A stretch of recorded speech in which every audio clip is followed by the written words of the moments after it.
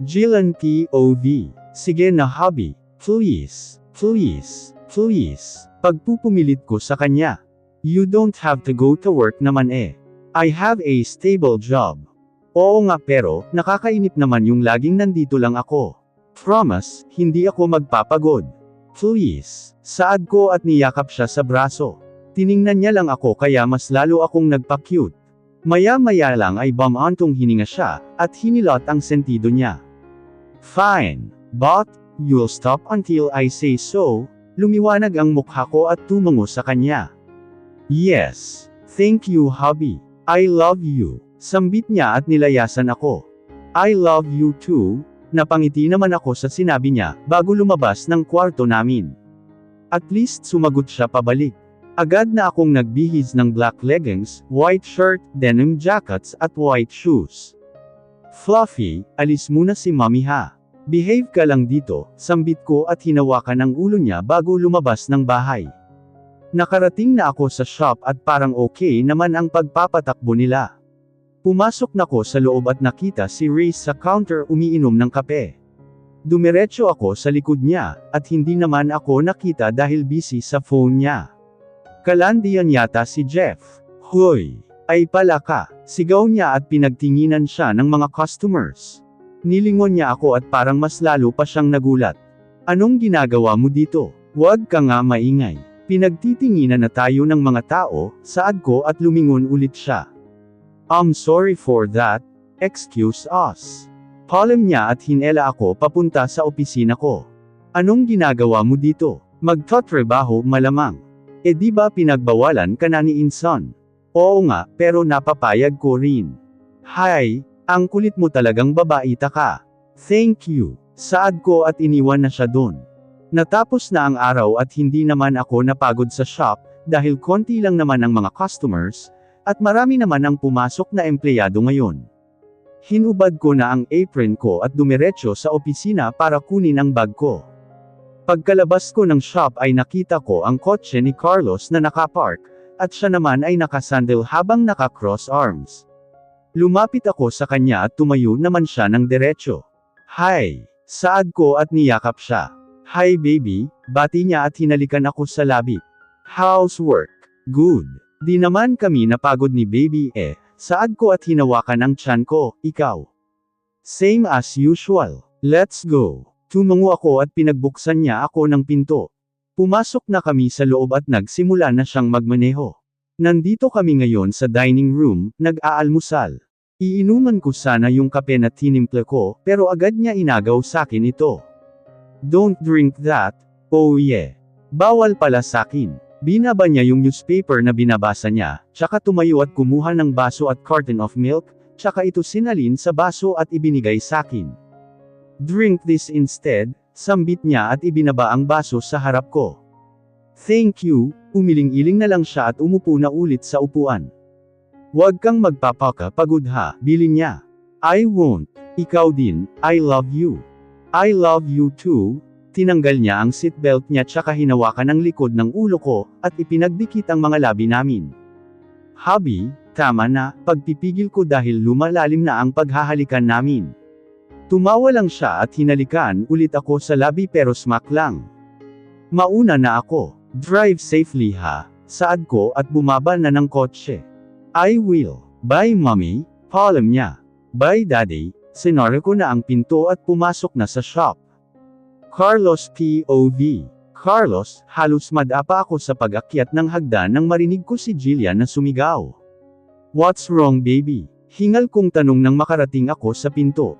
Huho, ang taba ko na. Ngawa niya habang nakatingin sa salamin.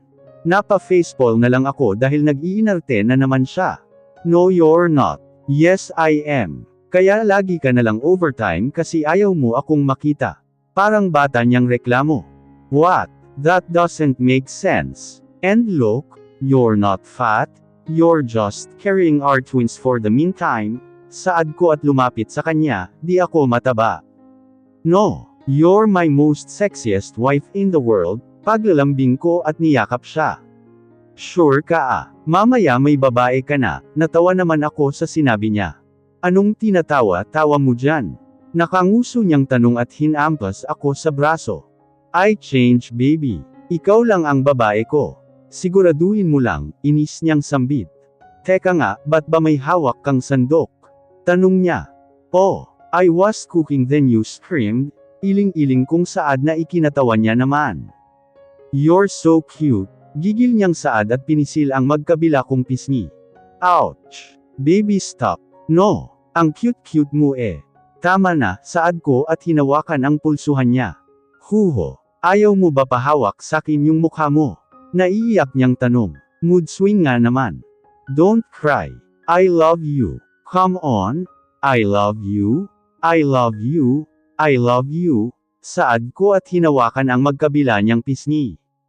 I love you too. Nakangiti niyang sambit at hinalikan ko siya sa labi. Natigil kami sa paghahalikan nang bigla siyang bumitaw. What's wrong? I think, ouch, the twins are coming.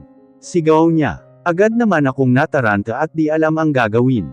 Wait lang, I'll get the bag. Sambit ko at pinaupo siya sa gilid ng kama. Carlos, bilasan mo, sigaw niya. Dali-dali akong pumunta ng walk-in closet at hinanap ang bag. Where's that bag? Inis kong tanong habang naghahalukay doon. Nang mahanap ko na ang bag, ay lumabas na ako at lumapit kay Jillian. Hinawit ko ang bag sa braso ko, at binuhat siya na bridal style tsaka lumabas ng kwarto. Pagkababa namin ay nakita ko ang tatlo na nanunood sa sala. Boys, where's the key? Sigaw ko at napatayo naman sila. Ha? Parang tangang tanong ni Migs. Yung kotse? Tanong ni Jeff. Yung susi ng kotse? Sigaw ni Gab. Ah, nandun. Hindi nandun. Nandun kaya, sabay-sabay naman silang nagsialisan sa harap ko para hanapin ang susi. Ouch! Rinig kong ipit na sigaw ni Jillian. Hang on there baby, we're just looking for the keys. It's in your office. Sigaw niya. Boys, nasa opisina ko. Sigaw ko at dali-dali naman silang pumunta doon. Lumabas na kami ng bahay at sinakay ko na siya sa kotse, tsaka dali-daling pumunta ng ospital. Pagkarating namin ay agad ko siyang binuhat, at binaba sa stretcher tsaka siya dinala sa delivery room. Pinasuot muna nila ako ng ibang damit bago ako pinapasok sa loob. Ilang oras na kami dito, at ilang oras na ring sumisigaw si Jillian pero hindi pa rin lumalabas ang bata. Carlos, ayoko na, ngawa niya habang hawak ang kamay ko. Konti na lang baby, kaya mo yan. Ikaw kaya dito, sigaw niya at sumigaw na naman. Mrs., one last push. Utos ng doktor at sumigaw naman si Jillian. Isang nakakabinging tili ang bumalot sa buong kwarto, hanggang sa may narinig akong iyak ng bata. Napangiti ako nang makita ko ang anak namin na buhat ng doktor. Pinutol muna nila ang umbilical cord nito tsaka nilinis. Okay, another baby is coming. Anunsyo ng doktor. Oh I forgot, kambal pala ang anak namin. Kaya mo pa baby? Tanong ko pero kinwelyuhan niya ako. Gusto mo palit tayo ng pwesto? Napapikit ako nang bigla siyang sumigaw, at hawakan ng napakahigpit ang kwelyo ko. Agad niya akong binitawan kasabay ng pag-iyak ng isa pang sanggol. Katulad ng kanina ay pinutol ng doktor ang cord at nilinisan din. Napalingon ako kay Jillian, at nakangiti din siyang nakatingin sa kambal habang sila ay nililinisan. Maya-maya lang ay ibinalot na sila sa tig-isang tela at ibinigay sa amin. Ang cute nila baby oh, saad ko sa kanya na pinagmamasdan ang mga anak namin. You okay baby? Tanong ko. Yeah, I'm a bit tired. Well, you rest first. Binigay ko muna sa mga nurse ang kambal, at hinalikan si Jillian sa noo. Maya-maya lang ay nakatulog na siya at nilipat na namin siya sa private room, at yung kambal naman ay dinala muna sa nursery. Jillian POV. Nagising ako sa sinag ng araw na tumatama sa mukha ko. Pagdilat ko ng mata ay nakita ko si Carlos na nakangiting nakatingin sakin. Morning baby, malambing niyang bulong at hinawakan ang pisngi ko. Morning, nasan sila kambal? Tanong ko at nalalayan niya akong umupo. Dadalhin sila dito mamaya. Have you named them yet? No. I want both of us to name our children, saad niya at hinalikan ako sa noo. Maya-maya lang ay bumukas ang pinto, at bumungad sa amin ang dalawang nurse karga ang mga babies namin, at nasa likod naman nila nakasunod ang mga kaibigan namin at ang parents namin. Hi darling, bati ni mommy at nakipagbeso sakin. Hi mommy. Hi iho, bati ng mommy ni Carlos sa kanya. Hi mom. Mr. and Mrs. Benitez, here are your babies, sambit ng nurse at binigay sakin ang babae namin, at kay Carlos naman ang lalaki namin. So, what will you name then? Tanong niya at nagkatinginan kami. How about, you'll name our little girl and I'll name our young man, suggest niya at tumango ako. Chanel Adizel Benitez saad ko. Andrew Kenxi Benitez, sambit ni Carlos. Ngumiti at tumango naman ang dalawang nurse, habang sinusulat ang mga pangalan.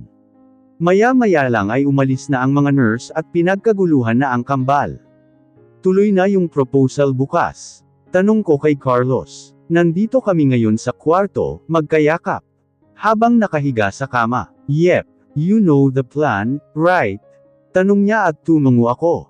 Hapon na at binihisan na namin ang kambal, at pati kami ay nagbihis na rin. Papunta kami ngayon sa yate ni Carlos, dahil dun gaganapin ang proposal ni Kuya kay Kala, pero ang alam lang ni Kala ay dun kami mag-dinner. Nakarating kami sa may tabing dagat at nandito na ang yate. Mauna na kami sa loob ha, alam ko at tumango ang mga lalaki. Pumasok na kaming mga babae sa loob. At buhat ko si Chanel habang na kay Carlos naman si Andrew. Ang laki pala ng yate ni Insan, bulong ni Reese. Oo nga alam mo na yung plano. Bulong ko. Ox na yun, saad niya at nag-thumbs up pa. Wow, bulungan ng bulungan Anong usapan nyo? Tanong ni Kala na nasa harap namin. Wala yun, sambit namin at hinela na siya papunta sa upper deck ng yate. Girls, una na kayo sa loob. Magsi-CR lang ako, alam ko. Sama ako sis, sambit ni Reese. Tumango si Kala at nauna nang pumasok sa loob. Nasaan na ba sila? Ewan ko. May gagawin pa daw sila saglit, sagot ko. Mommy, where daddy? Tanong ni Chanel. Wait lang baby ha, you'll see daddy later. Teka nga, magsi-CR talaga ako, saad niya at nilayasan kami. Sige, bilasan mo, sigaw ko at nag-thumbs up lang siya. Dumiretso muna kami sa may balcony ng yate, at maggagabi na tsaka maaliwalas ang hangin.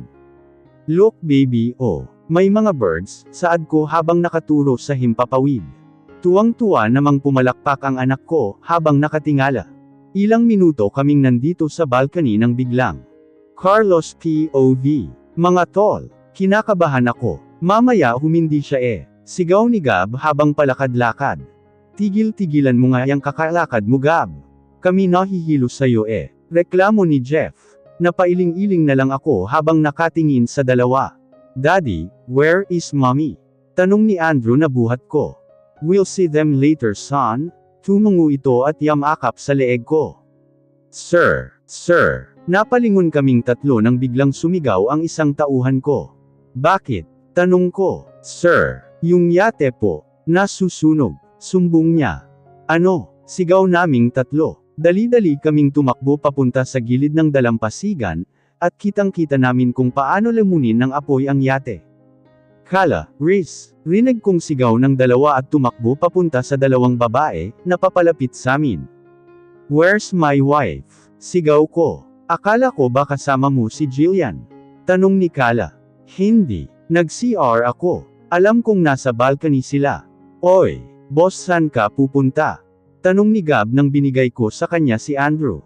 Hindi ko sila pinansin at dumiretso sa yate. Sir, di kayo pwede pumasok. Delikado. Pagpipigil sakin ng mga bumbero. No, my wife is in there. Sigaw ko. Kami na ho ang bahala sir. Dito lang kayo. Papunta na sana sila sa loob ng yate nang bigla itong hinela ng alon, naputol na yata yung tali. Patuloy sa paghila ng alon sa yate hanggang sa nakarating ito sa mas malalim na parte ng dagat. Nandito pa rin kami sa dalampasigan dahil lumubog ang yate sa dagat, at may mga rescue team na sumisisid para hanapin ang mag-ina ko. Sila na lang ang naiwan doon. Nakalabas lahat ng tauhan ko at sila Kala. Maya-maya lang ay bumalik na ang mga rescue team, kaya agad kaming lumapit sa kanila. Did you find them? Tanong ko. Yumuko lang sila at dahan-dahan umiling. Napaluhod na lang ako sa buhangin, at ramdam kong hinawakan ng dalawa ang magkabila kong balikat. 2 araw na ang lumipas. Pero hindi na rin kami umaalis dito sa isla, dahil umaasa pa rin akong makikita ko ang asawa't anak ko. Carlos, napalingon ako nang may biglang tumawag sakin. Di ka pa kakain? Tanong ni Mommy. Pumunta din sila dito nang malaman nila na nawawala sila Jillian. I'm not hungry mom, sambit ko sabay harap ulit sa dagat. Come on son, kahapon ka pa hindi kumakain. Makakasama yan sa'yo, saad ni Dad habang buhat si Andrew. Mahahanap din natin sila iho, sambit ng mom ni Jillian. Daddy, carry me. Hiling ng anak ko at akmang gusto pang umalis sa bisig ng lolo niya. Kinuha ko siya mula kay Dad at tumingin ulit sa dalampasigan. We'll just leave you two here, paalam ni mom at hinawakan ang balikat ko bago sila umalis. Daddy, where is Chanel and mommy? Tanong sakin ng anak ko. Hindi ako makasagot dahil hindi ko alam ang sasabihin ko sa kanya. They'll come back soon, tumungo siya at tumingin na din sa paligid. I hope they will.